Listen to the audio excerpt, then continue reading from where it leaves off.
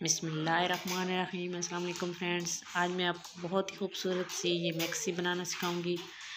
देखें जी, बिल्कुल readymade style maxi. इसकी साइड में फ्रिल में कोई सिलाई नहीं नज़र आएगी आपको। ये टेल वाली मैक्सी है और इसकी स्लीव्स का डिज़ाइन देखें, बहुत ही खूबसूरत है इसकी स्लीव्स का डिज़ाइन भी। और ये जो है ना, स्लीव्स के अंदर जो शॉर्ट स्लीव्स हैं ना, उनके मैंने अंदर वाली साइड पर लेस लगाई है, प्लीट्स डाली है इसकी बॉडी पर और बैक पर मैंने हुक लगाई है। और ये इंतहाई आसान है बनाना। जो तरीके मैं आपको सिखाने वाली हूँ बहुत ही आसान तरीका है इसके बनाने का। इसके लिए मैंने हाफ़ सूट जो है वो ये सिल्क इस्तेमाल कर रही हूँ मैं ये, और इसका ये कपड़ा मैंने इस तरीके से डबल करके रखा है। मैं आपको बताती हूँ किस तरीके से।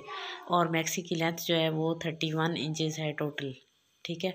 और फ्रॉक की लेंथ जो है ना वो 25 है, यानी कि आपको पता है ना मैक्सी की लेंथ जो है वो ज़्यादा होती है। तो आम जो इसका साइज़ है ना ये 25 है, ठीक है। तो आम जो मतलब साइज़ है ना उसमें से मैं बॉडी का ऊपर का हिस्सा 9 इंच माइनस कर लूँगी। तो ये मेरे पास 16 इंचज़ है।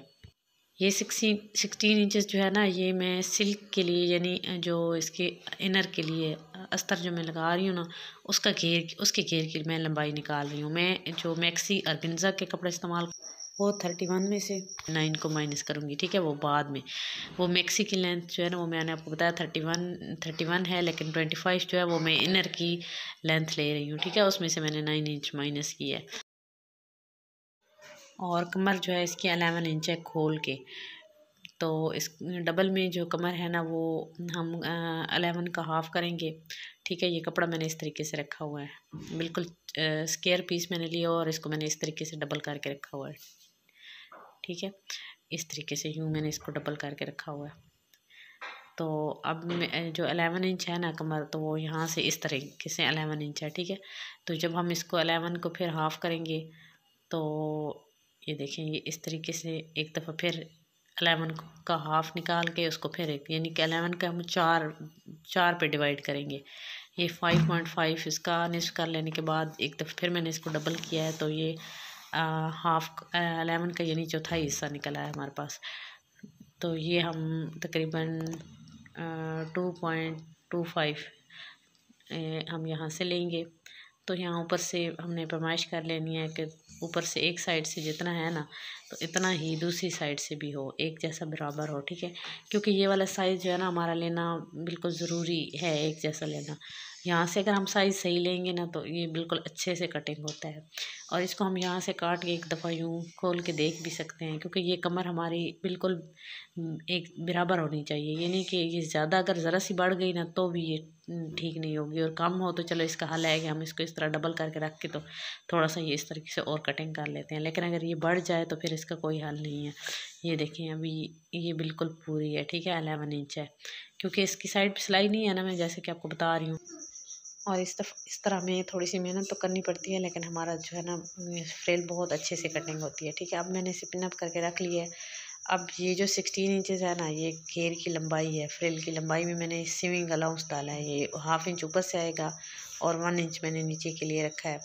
तो ये तकरीबन 17.5 ये 17.5 इंच यहाँ पे, ठीक है। तो ये मैं ऊपर से रखते हुए सारे 17.5 इंच के मैं सारे निशान लगा लूँगी। अब ये मैं आपको खोल के दिखाती हूँ। ये देखिए कितना अच्छा, अंदर से भी ये बिल्कुल सर्कल कटिंग हुआ है और बाहर से भी इसकी इसी तरीके से फिर शेप आई है। क्योंकि मैंने अंदर से आपको बताया ना कि सही कटिंग किया, तो फिर मैंने बाहर से उसी तरीके से शेप दिया, तो ये बहुत अच्छे से सर्कल कटिंग हुई। अब मैं इसको टेल की शेप भी दूँगी, लेकिन वो बाद में मैं फिर आपको बताती हूँ। ये ऑर्गेन्जा भी मैंने इसी तरीके से रखा हुआ है, जिस तरीके से मैंने इनर का कपड़ा रखा था, इसी तरह जितना मतलब सिल्क की चौड़ाई थी उस हिसाब से मैंने उतना ही उसको रखा था। और ये भी ऑर्गेन्जा की जितना अर्ज़ है ना, अर्ज़ के हिसाब से मैंने इसको डबल करके रख लिया है।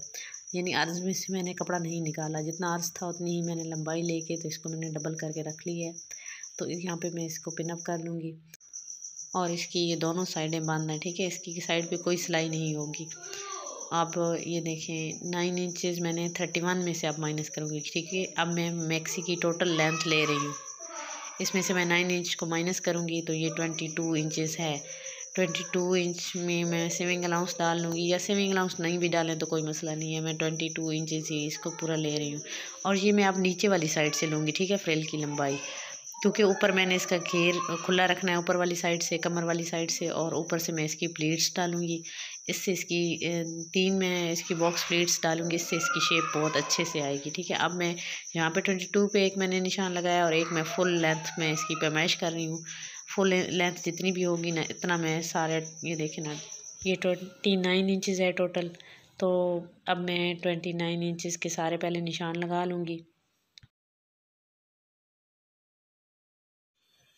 अब ये जो नीचे निशान लगाएंगे, आप नीचे वाली साइड से भी ये पैमाइश करके ऊपर की तरफ निशान लगा सकती हैं, या ये जो ऊपर का पार्ट बचेगा ना, उसको भी आप पैमाइश करके तो ये आप निशान लगा सकती हैं, ठीक है। तो ये आपने 22 इंच का फ्रिल निकालना है, ठीक है। चाहे ऊपर वाली साइड से, ये मैं बता रही हूँ, कपड़ा ऊपर वाला निकाल के तो यहाँ निशान लगाएं, चाहे नीचे वाली साइड से। मैं नीचे वाली साइड से जो मैंने निशान लगाए हैं ना 29 इंचज़ पे, उस निशान पे मैं रखते हुए ऊपर की तरफ 22 इंच का मैं निशान लगा के तो मैं ये फ्रिल निकाल लूँगी, ठीक है। अब मैं आपको ये पेपर पर समझाती हूँ। इस तरीके से मैंने फ्रिल कटिंग कर ली है। तो अब यहाँ से मैंने 2 इंच इसको फ्रंट से शॉर्ट किया है, ठीक है। यहाँ से मैंने 2 इंच रखा है यहाँ से, और यहाँ से मैं इसको आहिस्ता आहिस्ता कम करती गई हूँ इस तरीके से, ठीक है, यूँ, और यहाँ तक हाफ तक इसको मैंने मिला दिया। तो इस तरीके से मैंने इसको फ्रंट को शेप दिया है। इनर वाले कपड़े को भी, यानी अस्तर जो मैंने लगाया ना सिल्क का, उसको भी, और ऑर्गेन्जा को भी।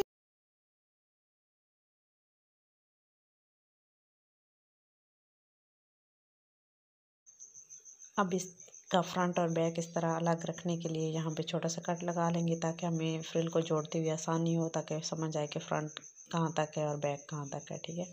इसके बाद यहाँ पे एक दरमियान में मैं इसकी प्लीट डालूँगी इस तरीके से, और 2 इसकी साइडों पर, एक एक इस साइड पर, एक उस साइड पर, ठीक है। ये इसका ऊपर से घेर है, इस यानी इस तरह का, एक दरमियान में ये इधर, और एक ये इस साइड पे और एक दूसरी साइड पे, और इसको मैं जो अंदर वाला सिल्क वाला कपड़ा है ना, उसके बराबर ऊपर कमर के बिल्कुल 11 इंच, यानी इसको मैं कर लूँगी, इतनी प्लेट डालूँगी कि ये यहाँ से इसके बराबर हो जाए, ठीक है। और यहाँ से इसको मैं बारीक मोड़ लूँगी, और इन दोनों घेर को आपस में मैं अटैच कर लूँगी ऊपर से कमर वाली साइड से, ठीक है। ये फिर मैं आपको दिखाती हूँ। अब ये अपर के पार्ट के लिए मैंने पीस उतारे हैं। ये 7.5 इंच इसकी मैंने चौड़ाई ली है, और 11 इंच इसकी लेंथ है।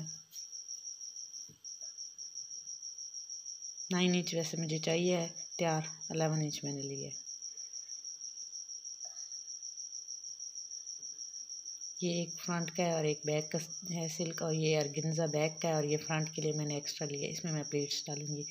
इसकी मैं बताती हूँ, इसका साइज़ मैं आपको बताती हूँ। ये देखिए 14.5 इंच है, और लेंथ तो आपको पता है एक जैसी है 11 इंच। यहाँ पे मैं इसकी एक पहले हाफ में प्लेट डाल लूँगी, 1/2 इंच की। हाँ, इसको हल्का सा आपने आयरन करना है, ठीक है इसको, क्योंकि तेज़ अगर इस पर आयरन लगाएंगे तो ये फिर जल जाता है। 1/2 इंच का निशान मैं लगाऊंगी इस पर। ये 1/2 इंच की मैं सिलाई लगा लूँगी, इस तरीके से एक प्लेट डाल लूँगी। इसके बाद इसके साइड जो ये सिलाई लगाई है ना, इसके से मैं 1.5 इंच के फासले पर निशान लगाऊंगी। 1.5 इंच का फासला रखते हुए एक निशान लगाऊंगी। हल्का हल्का मैं निशान लगाती जाऊंगी। ये निशान आपने लाइट से लगाना है, ठीक है। और यहाँ 1.5 इंच का जहाँ निशान लगाना है, यहाँ से पकड़ के, तो यहाँ पे हल्का सा इसको मैंने आयरन किया है। अगर ना भी करें तो आप लगा सकते हैं 1/2 इंच की सिलाई, ठीक है। फिर 1/2 इंच पे भी आप निशान लगा सकते हैं, वो अपनी मर्ज़ी की बात है। लेकिन 1/2 इंच की प्लेट्स है ये। 1.5 इंच का फासला रखते हुए ये 1/2 इंच की प्लेट्स मैंने डाली हैं, यानी फिर फासला जो है ना वो 1 इंच रह जाता है, और 1/2 इंच की वो प्लेट डाल जाती है। इसी तरीके से मैंने सारी प्लेट्स डाल लेनी है। और 5.5 इंच मैंने तिरा लिया है, 6 इंच मैंने शोल्डर की लेंथ ली है, 6.5 इंच मैंने चेस्ट ली है।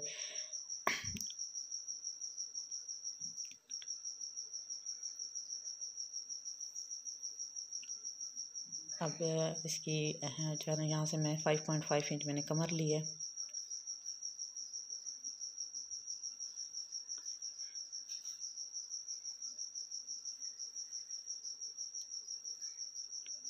इसकी डबल की सारी कटिंग कर लेंगे।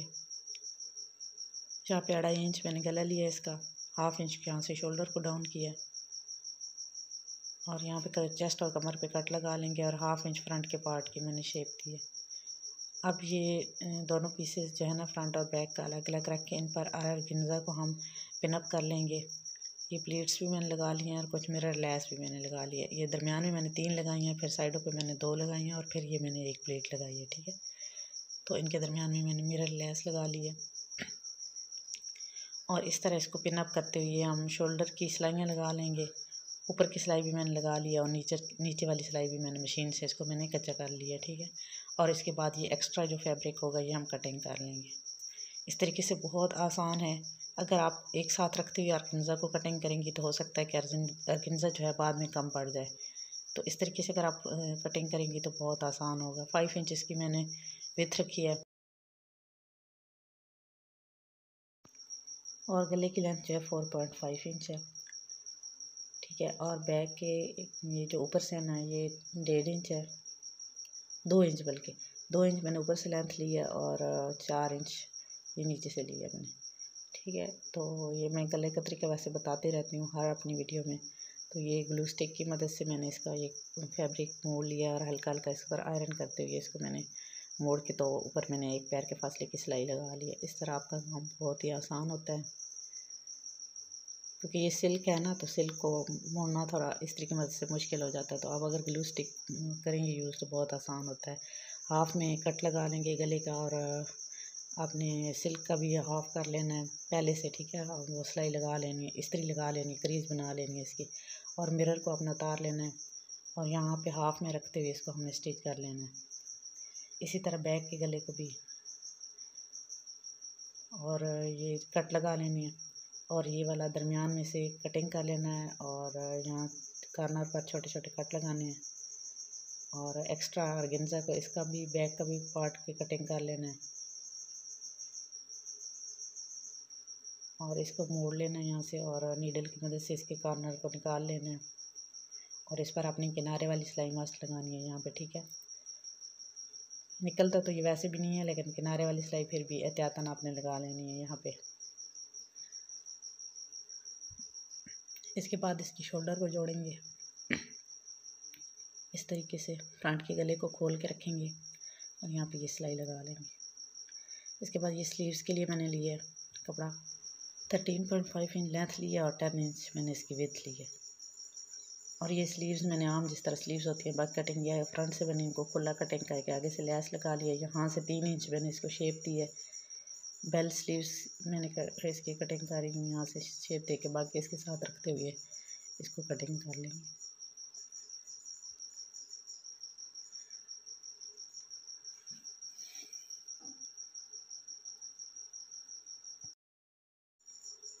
और इसकी शोल्डर को भी आपस में इस तरह रखते हुए स्टिच कर लेंगे पहले। और ऑर्गेन्जा के फ्रंट पे मैंने ये ज़िगज़ैग डोरी लगाई है। इस तरीके से स्लीव्स के आगे लेस लगा लेने के बाद, डोरी लगा लेने के बाद यहाँ से इनको आपस में इस तरह रखते हुए अटैच कर लेंगे और यहाँ पे छोटे छोटे शोल्डर पे कट लगा लेंगे। इसके बाद इसकी फिटिंग की सिलाई लगाएंगे। दोनों साइड की फिटिंग की सिलाई लगा लेने के बाद इसको घेर के साथ जोड़ेंगे। यहाँ पे मैंने इसकी ये स्ट्रिप्स भी जोड़ी हैं बैक पे, यहाँ पे सिविंग का छोड़ते हुए। ठीक है, जितना घेर में आएगा ना 1/2 इंच यहाँ से छोड़ते हुए मैंने इसकी स्ट्रिप्स स्टिच किए हैं। ये मैंने इस पर ज़िगज़ैग डोरी स्टिच की है घेर पर। और जो मैंने कट लगाए थे ना साइडों पे, इन दोनों कट को पहले मैंने यहाँ से बराबर पिनअप कर लिया या स्टिच कर लिया और इसके बाद ये मैंने सेफ्टी पिन की मदद से इस पर प्लीट्स डाली हैं इस तरीके से एक दूसरे की तरफ इनका रुख रखते हुए। फिर इन दोनों घेर को आपस में सिलाई लगा लेंगे। अब घेर को उल्टा रखेंगे और बॉडी को सीधा रखेंगे इस तरीके से। और दोनों ये जो कट मैंने आपको बताया था ना फ्रंट और बैक घेर को अलग रखने के लिए, समझाने के लिए कि इस तरह रखते हुए इसको मैंने स्टिच कर लिया है। फ्रेंड्स, अगर आपको मेरी वीडियो पसंद आई हो तो लाइक करना बिल्कुल नहीं भूलना और ऐसी ही मज़ीद अच्छी अच्छी वीडियोस देखने के लिए मेरे चैनल को सब्सक्राइब भी करना और मेरे चैनल का विजिट भी ज़रूर करना है। आपको मेरे चैनल पर बहुत ही खूबसूरत से बेबी ड्रेसेस की वीडियोस देखने को मिलेंगी। ये मैक्सी 5 साल की बच्ची के लिए है और इस पर जो मैंने फ्लावर लगाया है ना, ये जो ऑर्गेन्जा फैब्रिक के पीसेस बच गए थे तो ये मैंने फ्लावर बनाया इससे सोल्डरिंग आयरन को यूज़ करते हुए। तो इसका भी इंशाल्लाह मैं वीडियो आपको दूंगी। Thanks for watching. मिलते हैं नेक्स्ट वीडियो में, तब तक के लिए अल्लाह हाफिज़।